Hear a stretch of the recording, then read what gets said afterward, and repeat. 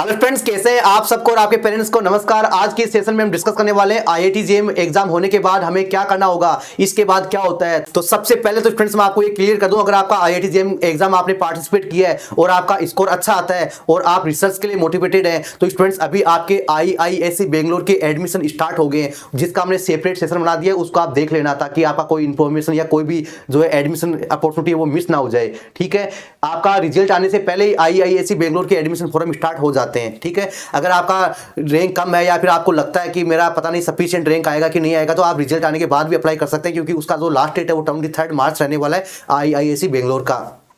इसके बाद फ्रेंड्स आपको क्या करना है, जैसे रिजल्ट आ जाएगा उसके बाद अपनी दो काउंसलिंग होगी। जो सबसे बड़ी काउंसलिंग है वो फ्रेंड्स आपका आईआईटी जेईई काउंसलिंग होगा, जिसको हम जॉब्स काउंसलिंग भी बोलते हैं। वो आईआईटीज के लिए होगा। वो क्या होगा, केवल आईआईटीज के लिए रहने वाला है। ठीक है, वो आपका अप्रैल में स्टार्ट होगा। इसके बाद फ्रेंड्स आपका जो सेकंड सबसे बड़ी काउंसलिंग है वो फ्रेंड्स आपका सीसीएमएन काउंसलिंग है, जो एनआईटीज के लिए होगा, जिसमें एनआईटीज होंगे जितने भी एमएससी प्रोग्राम ऑफर करते हैं, और अपने ट्रिपल आईटी होंगे और अपने सेंट्रल फंडेड इंस्टीट्यूट होंगे, जैसे आईआईटी सिपुर है, स्लाइड पंजाब है, डाइट पुणे है। ये स्टूडेंट सारे किस में होंगे, सीसीएमएन काउंसलिंग में होंगे। तो ये डाउट क्लियर हो गया।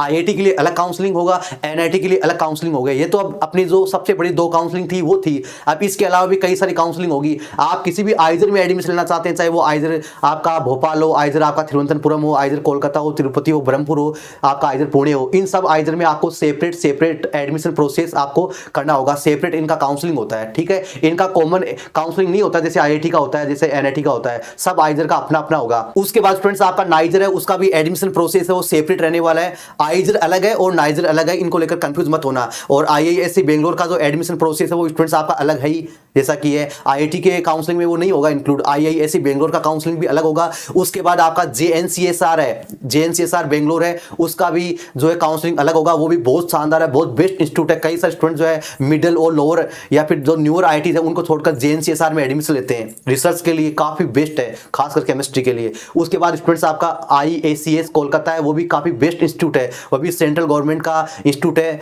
जैसे अपने आईआईटीज एनआईटीज आइजर हैं वैसे। उसके बाद फ्रेंड्स आपका आईआईपी है, जिसमें केवल जियोलॉजी वाले स्टूडेंट्स ही एलिजिबल है, आईआईपी विशाखापट्टनम। ठीक है, ये इंस्टीट्यूट का जो एडमिशन प्रोसेस है, काउंसलिंग प्रोसेस है, वो स्टूडेंट्स आपका सेपरेट और अलग रहने वाला है।